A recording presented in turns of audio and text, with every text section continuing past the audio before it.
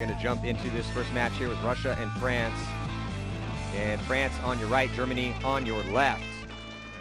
Yeah, Russia on your screen right now. Russia making a move out to that Dorito corner. Looks like they make it clean. France getting checked out. They're clean. So 5-on-5. France does have a player up at the center. And here comes France now pushing up into insert bunker. Here on the snake side of the field, we're looking behind the shoulders or over the shoulders of the ladies from Russia. Sorry, from Russia. From Russia. So Russia, now looks like Russia going to be first to strike. And so Russia with a one body advantage here. Still 5 players alive for them. Haven't taken any ground though. Just content to sit and roll those guns here and try to win some gunfights. They've already won one. Yeah, and this is a race to 10-minute match, race to 4. France is better field position though with that body up at the wall. But down one. Yeah, M500 format here. So limited paint. These ladies fought through the prelim rounds to get to this spot on Thursday. And these are two countries that we constantly see, all the different Nations Cups. You have the over 40 for the men's, you have just the regular men's World Cup or Nations Cup, and then the under 18s, and then the female. But regardless of whichever one we're watching, I feel like Russia and France is always representing here. Well, big paintball demographics in those countries. Huge, yeah. The paintball is a big market in both of those countries. But now a couple more bodies coming off here, just losing gunfights for France. Yeah, only 2 French players left alive. One in the center wall structure and the other in the Snake Aztec. Russia has not lost a player, and France going to go ahead and concede the first point to give Russia the lead 1-0 in this championship round here, the finals.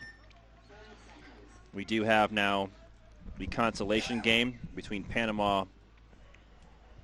And even the fills on the D side, Snake side, look like a coordinated play. So across the board there, I mean, again, I really couldn't even falter for that move in the center. That was the right tendency to have at that moment, was to go take that person out. Absolutely.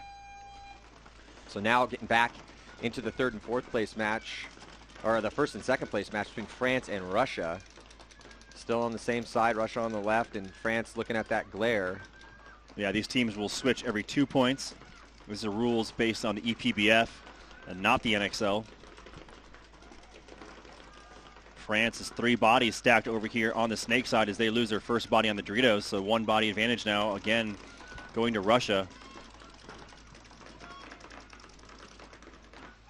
France is stacking up on the Snake side, though. They did lose that body. Let's see if they can try to get into the Snake, as they're all out and rolling their guns, but getting some pressure put on them from Russia. You see there France on your screen, but look at the position these ladies have here. They're all out. They're all rolling their guns. How they lose another body?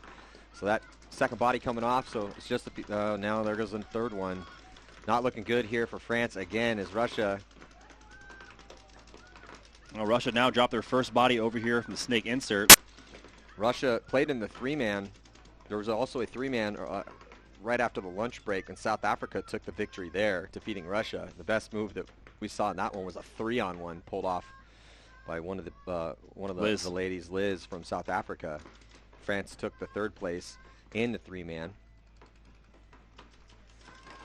So trying to hang tough here.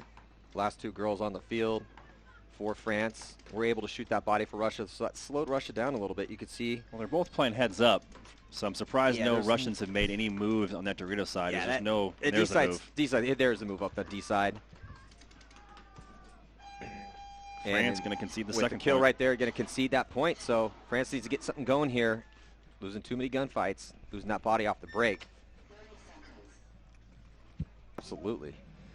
6 minutes, 34 seconds left to go here after 2 points for Russia. So not quite do or die time here for France, but it's getting there. You don't have a lot of points to mess with in this format. So now these teams do switch sides, and Russia is now going to be looking into the glare. We'll see if that affects them. And they decide to go real aggressive, go to Snake off the break. D1 off the break as well, too. They double up the back center. And then immediately on a secondary, try to fill out wide. And only body to die is the D1 player, but we are going to see a penalty. So this is really going to help France out. They lost a body as well, too. But now they see those bodies come off. They start streaking up on the D side of the field, going to D2. And then past the 50-yard line now real quick here. So France on the move on the D side, past the 50, and also in D2. So strong. And now she's just going to keep going. She went to the 50. She kept going. No one's still looking her way. And this is, again, why you can't get tunnel visioned out there.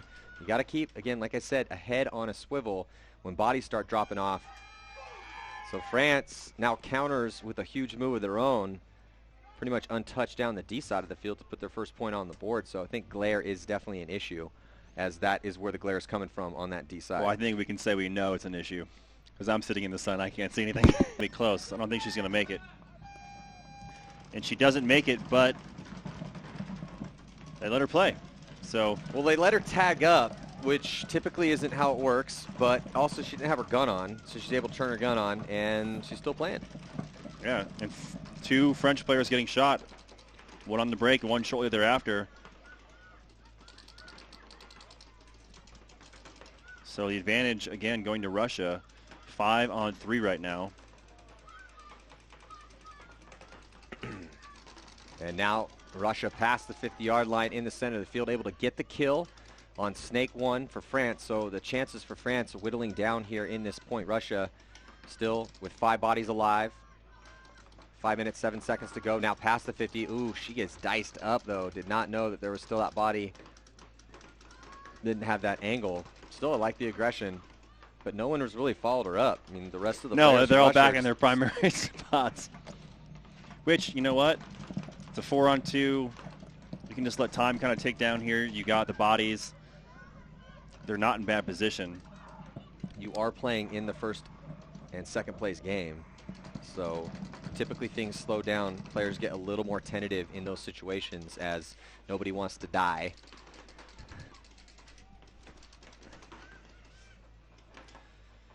So Russia now filling out, doubling up the snake side. Player for France has made her way into the Dorito 2.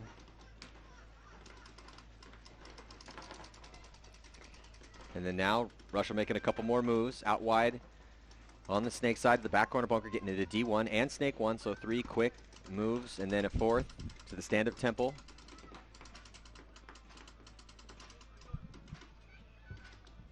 Now getting into snake 2, untouched in all these moves.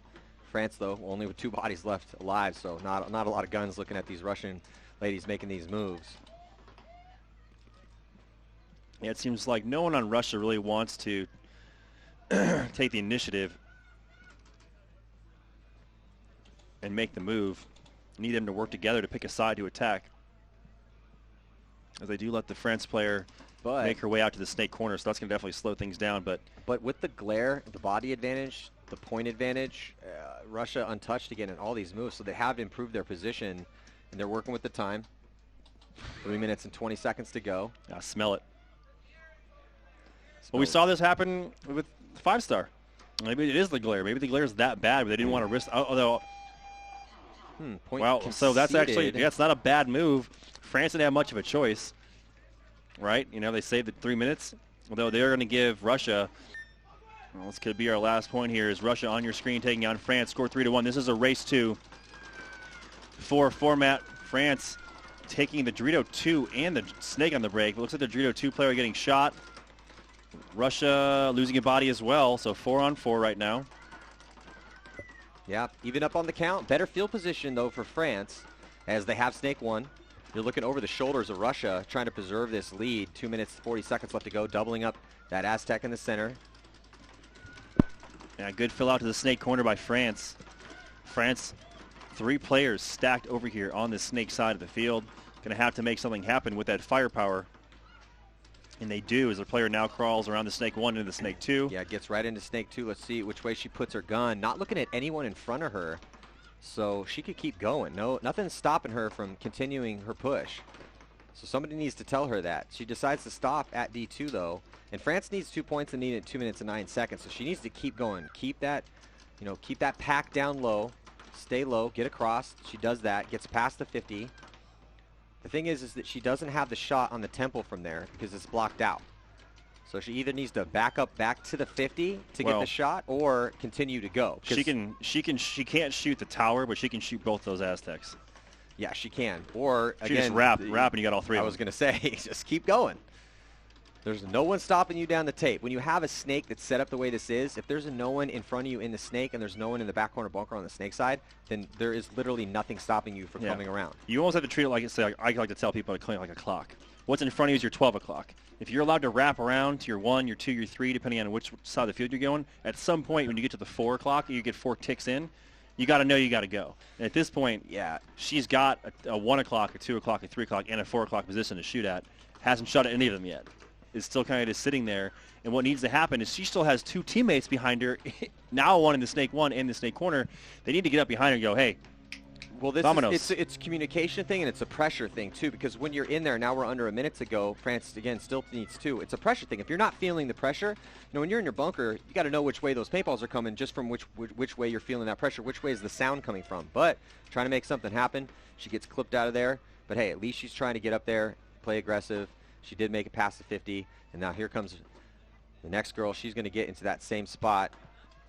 So still attempting to push forward. She's going to get right into snake 3, but the time just is a big issue here as this game's slipping away from France. I think we can safely say the game is essentially over right now. Yeah, 2 points, 20 seconds is not going to happen.